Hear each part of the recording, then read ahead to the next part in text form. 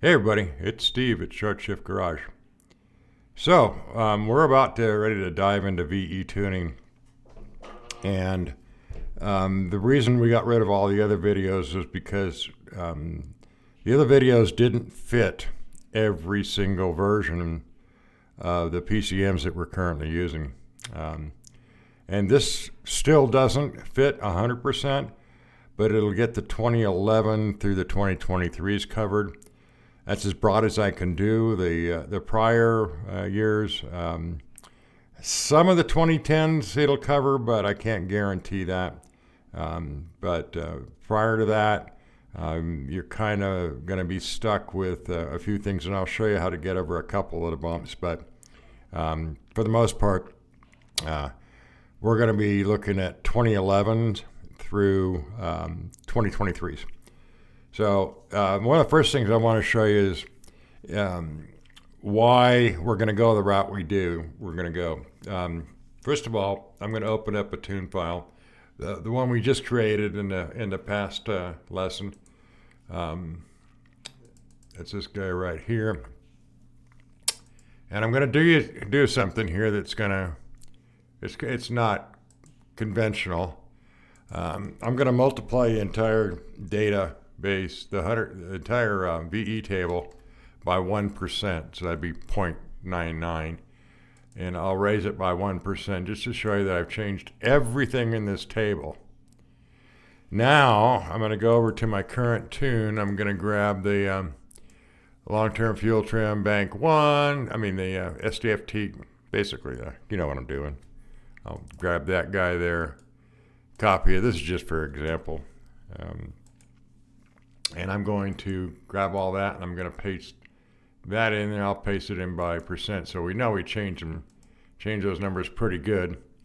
Gave it a pretty good zing. What this is going to do is just show you that it doesn't work. All right, so I added in 1%, plus I added in a full 50% change of the actual VE table corrections. I didn't skimp it all. Next thing I'm going to do is do what the PCM does, and I'm going to interpolate this. And this is what the PCM does when it gets it. It grabs it and interpolates it. So, yeah, okay, that looks pretty cool, huh? All right, so now I've already interpolated a copy of the factory tune. And all I didn't do anything else, I just interpolated it. I'm going to open that up as our compare file, and let's look at the differences. Oops. What happened to our specific changes? Basically nothing. Okay. It interpolated it across, and our changes are nothing compared to what we actually wanted. And the only reason that actually happened that way was because I put that 1% in, which we normally don't do. Watch what happens if I don't add the 1%. This is what's really going to be bizarre. Let me show the main file again. So we're back to our stock main file. Okay, I'm just going to go over and I'm going to grab that. This is the trim data, and I'm just going to paste it in, and we'll paste that in special, multiply by percent. So now we know we have some definite big changes in there. Okay, that's a huge change there. This, that's got to show up, right? Well, let me interpolate it just like the PCM's going to do. And now we'll compare to the factory file. Oops, what happened to all our changes? So the only way the interpolation, the data changes, is if you actually update the whole table. Well, we're not going to do that because that's not the way we wanted to change it. We're not going to make the whole table bad just to be able to try to put some data in there that's actually not going to be there anyway. So what does this tell us? Well, it certainly explains a lot of things, doesn't it? The way that the VE tables are managed today needs to be different. So fortunately, the way we're going to do it, and I'm going to close all this, is let me open up the tune file that I've got currently loaded in the car, and you should too. And this has the, I have my MDS set up to 70 miles an hour. And it worked really well, by the way. So that little example there should shock you and make you wonder what the, So what is the solution? Well, let's talk about neural network for a moment. Let's actually just get back in there and back to airflow, neural network. And, one of the old tuning techniques for speed density, and it was, well published, that in order to tune speed density, you have to turn off neural network. And of course, then you don't get long-term fuel trims anymore, but you do get short terms. And so people were tuning with short-term fuel trims. Look at the training values here for neural network. We're using P ratio. We're using exhaust cam position. Our VE tables certainly fall in there, okay, minimum, maximum. And then there's multiplier bank to bank. That's your bias. So, and then what is stored? Well, how is it stored? How is this data stored? It's stored by a series system of weights. Okay, so you've got what? I don't know, 58 weights in there. Can you figure that out? Of course, it stops at 24. So 23 different weights are going to be in there. That means there's 23 different things that it affects. And then our biases, there's 5 different levels of bias. If we turn off, and this is for your variable valve lift, the same weighting, so whoop, and your biases again. And then we have a second layer of normal and VVL, and then we have an output layer of normal and VVL. Well, guess what? Right now your VVL is, or VVT, variable camshaft. It's variable valve lift. But if you look at it, take a look at the big picture here. What happens if I turn off neural network? I lose all this, okay? And the old theory was, well, you've got to disable your variable camshaft. So, boom, you'd have to turn this off right here, the external cam, exhaust cam 1 phaser. Disable it, okay? Huh. You know what? You've just destroyed everything about how this car is able to manage itself extremely well and transition through different states, environmental and otherwise. What do? You disable it and then pin it, change the lock pin to right now the intake side lock pin. Actually be the exhaust lock pin, is topped out at 125 with the exhaust max of 130, but the lock pin is at 125. Go back here, and the exhaust cam max is 128. It's never going to go over 125, but because that's where the lock pin is. In other words, that's where we said, hey, boom, lock it here, 125. That's where the tune is. So that's a later subject altogether. We get into camshafts, we'll talk about that. But the point here is to show you that there's so many other things that are involved. You can't turn off the neural network. So the theory then becomes, okay, we'll tune with the neural network on and just do VE table updates. Well, I just gave you a big example of why you can't do it that way very effectively either. Now you could add 1%, but it's still, as soon as it interpolates it, it smooths it all out. And those cells that are causing you problems are not going to react the way you think they are. They're because the weights and the biases are still the same. And if you leave the neural network on there and you make those changes and the weights and biases don't change with it, nothing really happens great.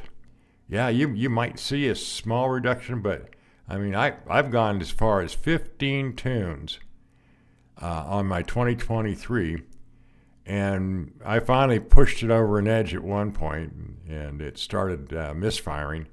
But, yeah, you can get it done eventually, but 15 tunes, my God, that makes no sense whatsoever. That was like a tank and a half of gas, okay? You can't afford to do that. It just doesn't make sense. So what a lot of tuners will do instead is they'll just leave the VE tables alone. And they'll say, well, we'll just, instead of doing that, we'll just, we'll adjust the fuel and we'll adjust spark. Well, look at this stuff, okay? What does spark depend on? All this stuff here. So if these weights don't change when you make those adjustments, it's going to fall back right to where it was before. You may see some improvement. In fact, you often do see improvement by changing fuel and spark, and it can be a viable way to tune, but it's not the correct way to tune. The correct way to tune is by first getting your VE table straightened out. And yeah, we saw several times when I was doing some of the tuning, I was like 5 tunes ahead of you guys in the old videos, but we did see some changes. We saw where spark would start to settle down, but it really never came into play on this 23 for me. And that's when I decided, I can't put out a product that doesn't work for everybody. So how do I get by this? Well, fortunately, HP Tuners has the neural network trainer. So we can, in fact, use our trim data to update our VE tables, but we can't do it in the traditional way. We can't just go paste it in. What we do now instead is we take our stock file that, with the exception of the MDS being modified, it doesn't matter for this. You can come over to Edit, and you go to the VE Neural Network Trainer. And when you first get here, it's going to look like this. There's nothing. So you need to create a new file for training. And I'm going to say yes. I already have one done, so I'll just overwrite that one. It's going to be the same. And it wants us to go to Tuner Tools. Okay, so we'll go over to Tuner Tools. We'll go over to the Neural Network Trainer. And it says, you need at least one token. Now here's where it gets a little confusing for people.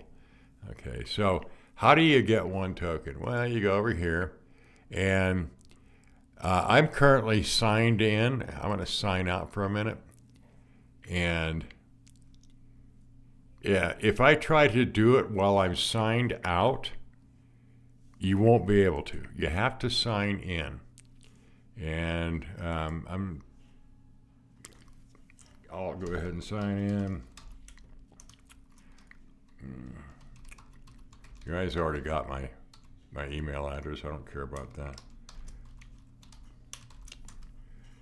If you can track that, fine. Whatever you want to do. So I'm signed in. Now, Let's go to my HP Tuners account and find out if I'm signed in. Yep, I am. So as long as you're signed in to both accounts, okay, and you should be if you just do what I just did, then you're fine. So now you go back to Tuner Tools. Close that one. And we'll go back to the Neural Network Trainer. And we're ready to go, but nope, doesn't help. So we got to get some tokens. So we're going to go to my Tuner Tools account. And we're going to, now you can buy tokens. So we're going to go down here. We're going to get a 25 pack. We'll add it to our cart. Now this is where if you're not logged in, it'll flip you around and send you right back out again. You got to start all over. So make sure you're logged in to both sides. It's two different realms, sort of linked together. And at this point, it's saying, well, you know, what? Well, you got to come over here and look at your cart. So you can go view your cart, and you should have that 25 tokens in there. That's your whole thing. So if you wanted to proceed to checkout, you could. I'm not going to do that at the moment because you'd have to see my credit card information. I don't want to do that. Anyway, so that is how you do it. And in the next video, because this one could drag on forever if I do this, the next video will actually go through the process. So that's where we are. I have one file, tune file that a log file that I just went out and got, and I wanted to. There's a couple things we can go over real quick with it. You'll see down here that my fuel cut type is VVA limp-in. That apparently is normal. I have not seen any problems from that at all. So this is normal, and if you're getting it also, you can consider it normal. I believe it's a byproduct of the P1400 code. That's as close as I could check, and that's what my research, which to spend a lot of time. I also sent off I have an open ticket with HP Tuners to fix this because that's not the only problem. You see, where is it? I just missed it. I went right by it. Come on, there it goes. Now fuel cut type is blank and the fuel system status is unknown. Well, you know you're in a cut of some sort. Your O2 sensor's at 0. So it's some sort of cut. It's actually a downshift at that point, so it should be torque arbitration that's showing. That's why I lifted off the throttle. It went to 14.8, which is basically 0 for me. And so I'm completely off the throttle. It's doing a decel, DFCO. We are properly filtered for DFCO, so it won't be included in your stuff here. We'll talk about filtering once I have really good data. This is not good data. This is 21 minutes. Log was started immediately after the tune was applied. And that brings to light one other item. When we do our changes, I'm going to exit from here real quick. When we do our changes to our VE tables, and we won't actually be changing these tables anymore. Once we switch over to the Neural Network Trainer, it'll be a whole different system. But there's a controversy, or I would call it more of a, I don't know. And I mean that literally, I don't know. When do VE tables get applied? So I have had times when I'm out doing tuning and I say I want to do 2 or 3 sessions in a row. The card obviously doesn't have time to cool down. I'm just going to, grab the data, do the update, go back and get some more log data. I've had situations when I do that, sometimes my changes just don't even happen. And I'll go, oh God, what have I got to do to force this thing into it? Well, there's nothing you can do. I can do it with scan tools. I can do it with a complete rewrite. But that means I got to put the battery on the charger, and I got to do a whole bunch of stuff. It's a pain. Okay, so I know if I do a full rewrite and clear all adaptees, it'll read the VE table the first time. But otherwise, it may not actually even read it until you get to what's called a cold start condition. And that's where the car has to have gone to sleep. So that means your doors are closed, locked, windows up. And the car is secured. And so it has to go to sleep in that condition. And it has to, the engine coolant temp has to be at least equal to the ambient air temperature.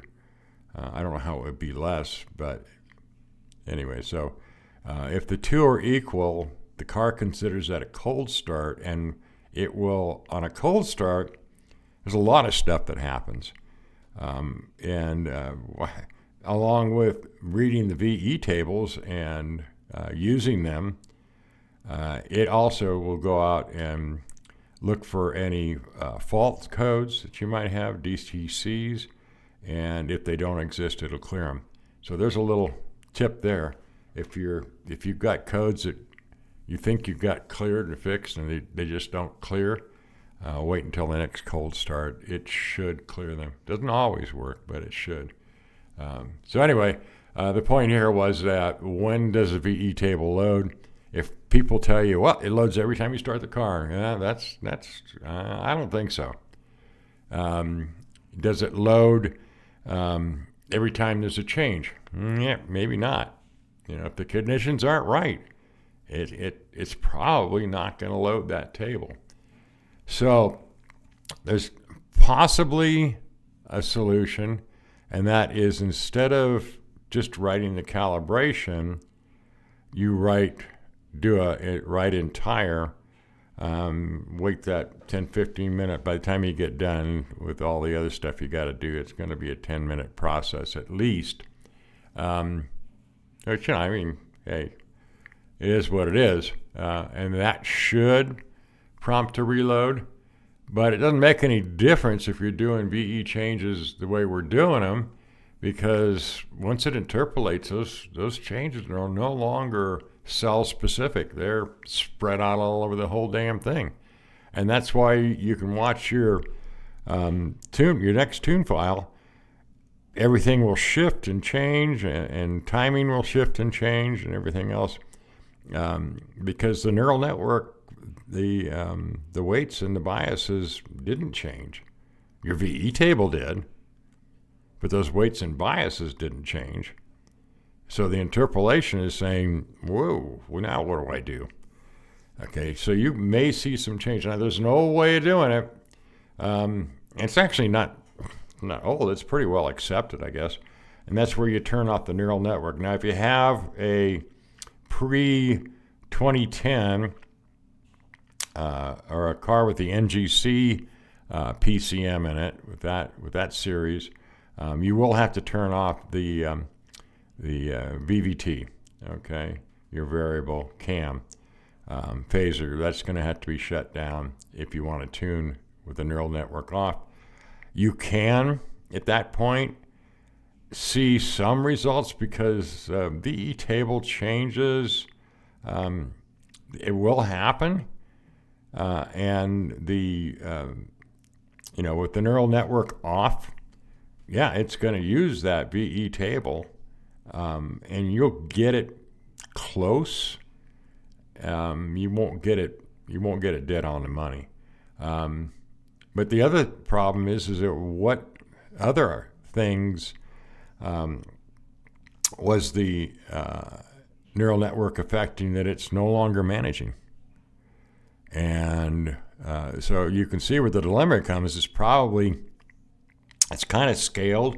If you look at the 2010 to the 2014s, you probably could get away with turning off the neural network.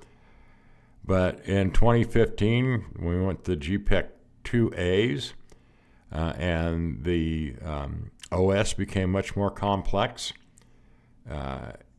It's going to be harder to get away with it. In 2018, it's getting a little sketchy. And 2022 and 2023, you can't. You can't turn it off. You've got to keep it going. Is it emissions? Well, I mean, everything they did was emissions related. Otherwise, they just left the OS like it was. It was worked great. But if it wasn't for emissions and things like that. But you know what? Well, you can say, oh, that's just Dodge, and that's the way. You know what? They kept our horsepower. They didn't do like they did in the 70s. In 71, that was the last year of the muscle car from that era. In 72, when they came out, you went from, 71, I had a 69 Grand Prix Model SJ for the 428. I was pushing well into 400 horse, big time. And that didn't change at all up till 72. And then it was a 200 horse motor. The compression ratio dropped down to 9-1, and everything went to hell. At least this time, they didn't do that. They used our computer systems to manage the emissions, and we kept the horsepower. So hey, bravo to Stellantis and FCA for doing it that way. And you know what? We have an alternative. So what difference does it make? Oh, wait a minute. I know who says that all the time. Sorry. But we do have an alternative. HP Tuners gave us an alternative. It costs $50 more. The thing we got to be careful about, and when we get into actually the process, is you got to be ready for it.